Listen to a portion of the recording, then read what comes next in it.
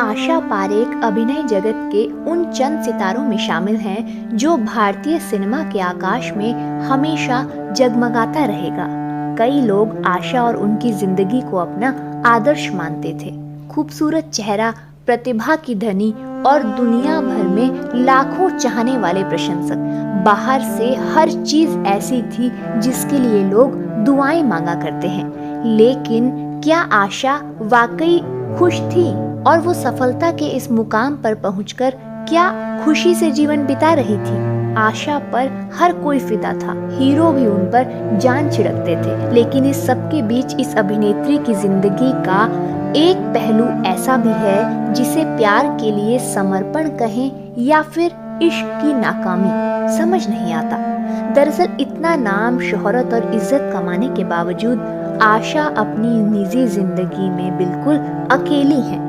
उन्होंने कभी शादी नहीं की और उम्र के इस पड़ाव पर भी वो अकेले ही अपनी जिंदगी जी रही हैं। ऐसा नहीं है कि वो कभी रिश्ते में नहीं आई और वो शादी नहीं करना चाहती थी, लेकिन शायद उनकी किस्मत को यही मंजूर था।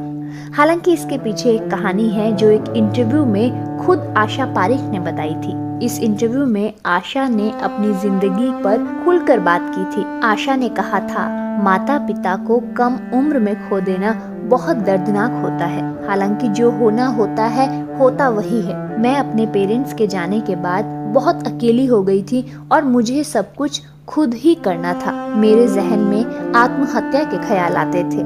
बाद में डॉक्टर्स की मदद से मैंने हालात पर काबू पाया था। वहीं अपनी जिंदगी में किसी करीबी और प्यार को लेकर सवाल पूछने पर आशा ने जवाब दिया था, मैंने अगर अपनी जिंदगी में अपने माता पिता के अलावा किसी और को प्यार किया तो वो बॉलीवुड के मशहूर निर्देशक और निर्माता नासिर हुसैन थे। लेकिन हम शादी नहीं कर सकते थे क्योंकि मैं कभी उनका घर तोड़ना नहीं चाहती थी। मैंने अपनी जिंदगी बिना किसी को चोट पहुंचाए शांति से बिताई है। नासिर साहब ही एकमात्र ऐसे मर्द थे जिनसे मैंने बेइंतहा प्यार किया।